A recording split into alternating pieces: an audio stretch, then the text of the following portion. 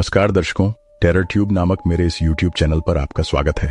आज के इस वीडियो में मैं अपने जीवन में घटी एक सच्ची डरावनी घटना सुनाने वाला हूं।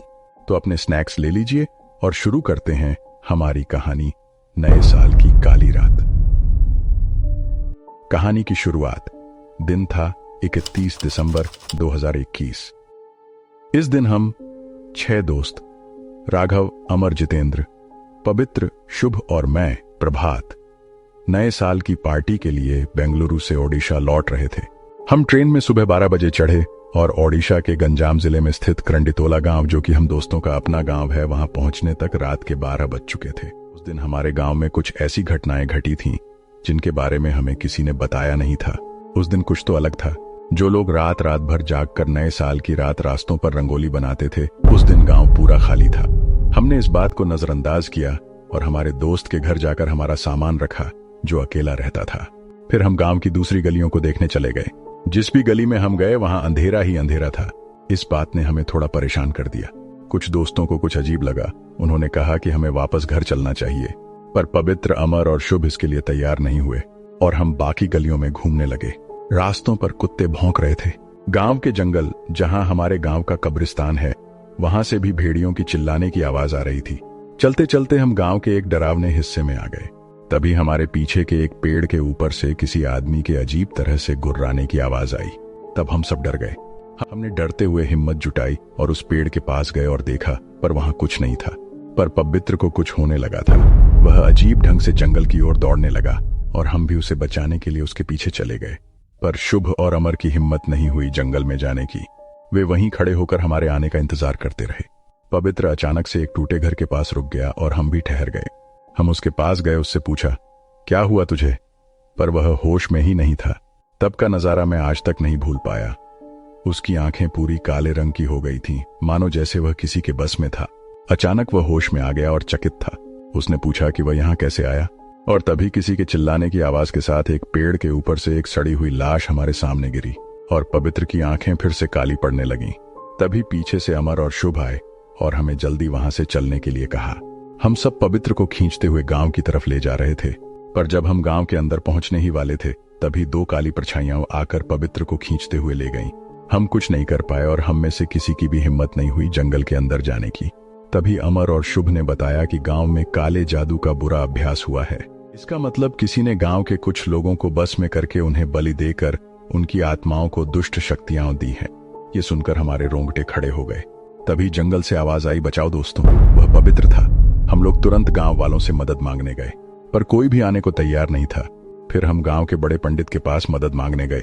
पंडित जी ने हमारी बात सुनी और गहरी चिंता में पड़ गए। उन्होंने कहा, यह गांव लंबे समय से काले जादू की छाया में है। यहाँ कई अनहोनी घटनाएं होती रही हैं, लेकिन अगर तुम सच में अपने दोस्त को बचाना चाहते हो तो तुम्हें बहुत हिम्मत जुटानी होगी। हमने पंडित जी से पूछा कि हमें क्या करना होगा। पंडित जी ने कहा, उस जंगल में एक पुराना मंदिर है। वहां देवी की मूर्ति है जिसे इन काले जादू के साधकों ने अपवित्र कर दिया है। अगर तुम उस मूर्ति को शुद्ध कर सको तो शायद तुम्हारे दोस्त को बचाने का रास्ता मिल जाए, लेकिन यह आसान नहीं होगा। जंगल में तुम पर शक्तियां हमला करेंगी। तुम लोग तैयार हो? डर के बावजूद हमने अपने दोस्त पवित्र को बचाने का संकल्प लिया। पंडित जी ने हमें एक पवित्र तावीज, कुछ मंत्र और थोड़ी राख दी, जिसे देवी की मूर्ति पर चढ़ाना था। उन्होंने चेतावनी दी, किसी भी हाल में डरना मत। अगर तुम हार गए तो उन शक्तियों का शिकार हो जाओगे। अब हम 6 दोस्त, अब सिर्फ 5 बचे थे और गांव के कुछ बहादुर लोग हमारे साथ हो लिए। हम रात के घने अंधेरे में उस जंगल की ओर बढ़े। रास्ते में हर कदम पर हमें अजीब अजीब आवाजें सुनाई दे रही थीं, कभी किसी के हंसने की, कभी रोने की। हमारे कदम धीरे धीरे भारी होने लगे। जंगल के अंदर पहुंचते ही हमें उस टूटी हुई हवेली दिखाई दी जहां पवित्र को आखिरी बार देखा गया था। हम अंदर गए तो वहां खून के निशान और विचित्र आकृतियां दीवारों पर बनी थीं। हमें वहां एक गहरी गंध आई। तभी अचानक से पवित्र की चीखें सुनाई दी। वह आवाज हमें और गहराई में ले गई। जंगल के एक कोने में वह मंदिर था। जैसे ही हम वहां पहुंचे, काली परछाइयां हमें घेरने लगी। उनके अजीब चेहरे और डरावने आकार देखकर हमारा खून जम गया। शुभ और अमर ने साहस दिखाते हुए तावीज और राख का इस्तेमाल किया, जिससे कुछ परछाइयां पीछे हटने लगीं। हमने जल्दी से देवी की मूर्ति को साफ करना शुरू किया, लेकिन तभी पवित्र अचानक प्रकट हुआ। वह अब इंसान नहीं लग रहा था। उसकी आंखें पूरी काली थीं और उसके शरीर पर गहरे निशान थे। वह हमारे पास आया और गुस्से में चीखने लगा, पंडित जी ने सिखाए मंत्रों का जाप शुरू किया और हम सब ने मिलकर देवी की मूर्ति पर राख चढ़ाई। जैसे ही मूर्ति शुद्ध हुई, एक तेज रोशनी जंगल में फैल गई। काली परछाइयां गायब होने लगीं और पवित्र जमीन पर गिर पड़ा। उसकी आंखें वापस सामान्य हो गईं और वह बेहोश था। हमने उसे उठाया और गांव की ओर भागे। गांव लौटकर पंडित जी ने पवित्र का शुद्धिकरण किया और बताया कि उसने काले जादू की सबसे बुरी शक्ति का सामना किया था। उस दिन के बाद गांव में काले जादू का प्रभाव धीरे धीरे खत्म होने लगा।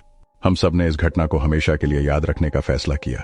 वह रात न केवल डरावनी थी, बल्कि हमें यह भी सिखा गई कि सच्ची हिम्मत और एकता से हर मुश्किल का सामना किया जा सकता है। और इस तरह नए साल की काली रात हमारी जिंदगी का सबसे बड़ा सबक बन गई। इस अनुभव ने हमें एकजुट किया और हमारी ताकत को पहचानने में मदद की। हमने तय किया कि हम इस साहस और एकता का जश्न मनाएंगे ताकि कोई भी मुश्किल हमें अलग न कर सके।